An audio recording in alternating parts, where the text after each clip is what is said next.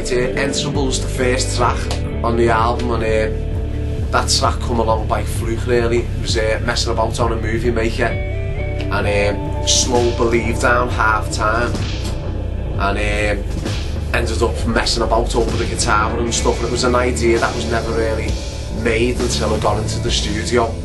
And it was one of them, it was just that we were just going to keep piling things on top of it as like an introduction to the album and stuff. I just like the sound of Believe being half time and that. And anyway, it's called Enterable. Like Enterable means like the first time like you enter the room or something, like you made an impact or something as you cut in or something. And concrete in brackets just means like I'm making it concrete that I'm trying to make an impact on the first album and stuff.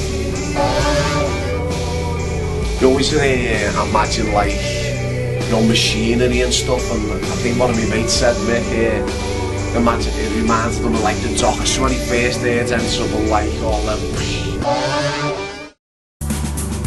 Like track 2 is the State of Wellbeing. It's like a track of ignorance about like people from like other towns or whatever, because it's about, I was firstly writing about where we live and where we're from and stuff. And like we're all happy in the shit together, you know, fucking where we live, we're, you know, it's like poverty's like a long intro, man. Reminds me of fucking Tony Hart or something, you know, the gallery thing or something, the music in the beginning. Ja, ja, is nog van haar. Hey, heaps, hey. Track 3 Speak, had the lyrics for them for a long time. A couple of years, the album we were in, Box, they come from a song, and the title of that was called Know It All, Knows Nothing. But as I was doing little bits and bobs on my home studio, and I had the melody, I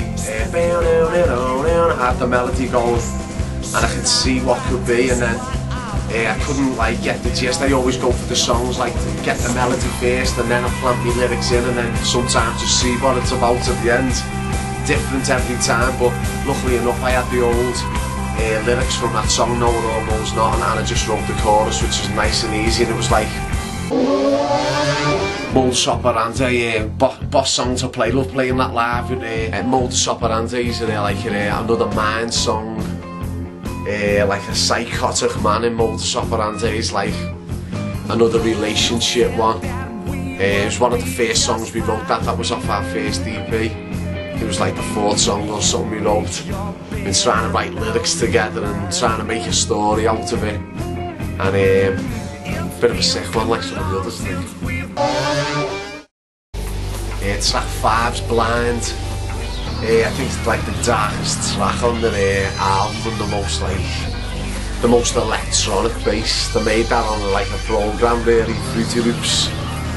And I just had this thing constant going over that bam bomb at the beginning, and then that song was like, well, the lyrics were supposed to be about blind, when you know you get like writer's block or something, or you can't, you know, you're trying to write something, or, you know, to do with the songs. But it was like another journey, like he's come through the wind and rain and stuff, and he's, you know, bollocks, talking shit. Track 6, Show Me The Way Back Home. This is a bit of an anthem when we've been playing live and stuff.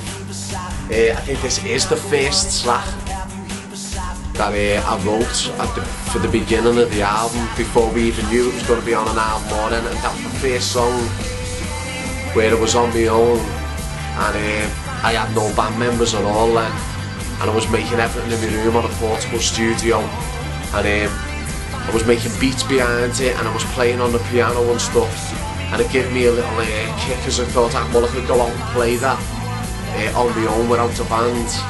So it was a new direction for me to go, and that's when I started getting everyone in slowly after that. But that's the first song I think that we wrote to the people.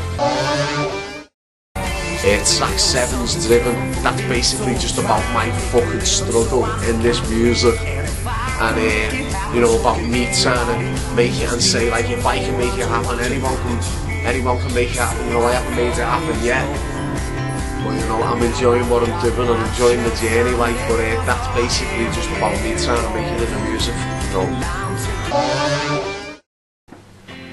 realised we used to play this a lot live and stuff.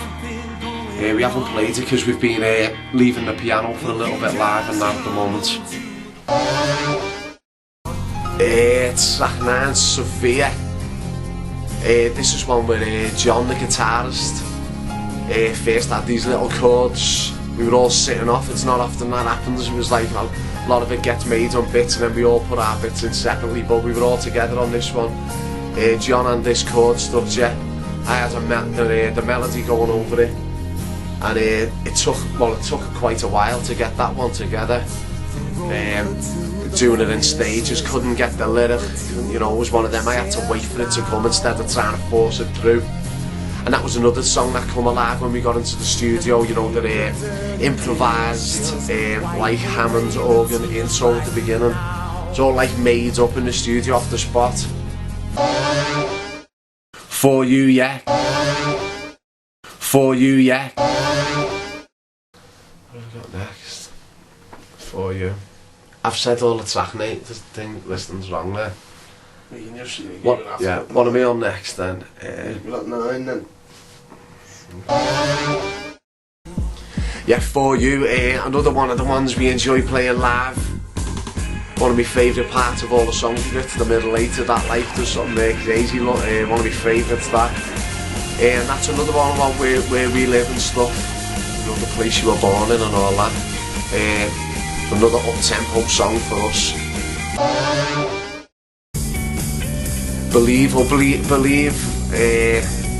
took us to another level, I think, with people like getting interested in stuff. Like firstly it was I don't know, one of the catchiest and repetitive lines and stuff. I wrote that as like a song purposely for like the end of a gig. You know, I think that it's time that, you know, that we should leave and stuff. Another up-tempo one, because live we like to keep it like that, like keep the ballads away. But yeah, that's another one we've had, you know, that's doing us proud, like. Yeah, track 12 here, The Black Sea. Had this song for a very long time. Yet again, another one making on music programs with the backing on, which I just used to play the piano with it.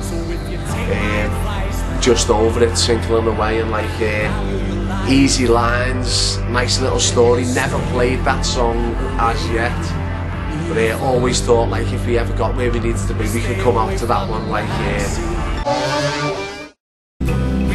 Clarify seems to be like attaching to a few people. I think some of our slower songs and that are starting to attach to people and starting to make their own ideas up out of it. But it's a proper emotional track that Clarify to myself as well. Track 13 is a song called Clarify. It's a bit of a deep song, this one, I think. Always had in my head like this was like a message from the dead, like really. Especially the last lyrics in it. Remember when I used to speak to you, it was like losing a loved one or something, and the thing that he couldn't clarify in the song was just life. Like, you know, what are we here for? You know, what are we living for? He couldn't clarify, but you know, anyhow, you know, I had the message where he was dead, and it was a message to a loved one, like. And the last track, Substance, definitely one of my favourite tracks. People always say this song doesn't seem finished or something, or it should go on a little bit further. But I purposely wanted that, like, you know, leave them with want more, hopefully, you know what I mean. But the words in that, it's like I'm openly saying, like, listen to all them songs that I've got right throughout the album. They've all got their own messages, they've all got their own meanings, you know. But this one I'm blatantly saying, you know, but they're not, I'm disguising the album, because the tunes are all over the place, you know. There's slow ones, fast ones, they're all over the place, love songs, you know, metal songs, you know, all different songs. And I'm disguising it all in like one album, Substance.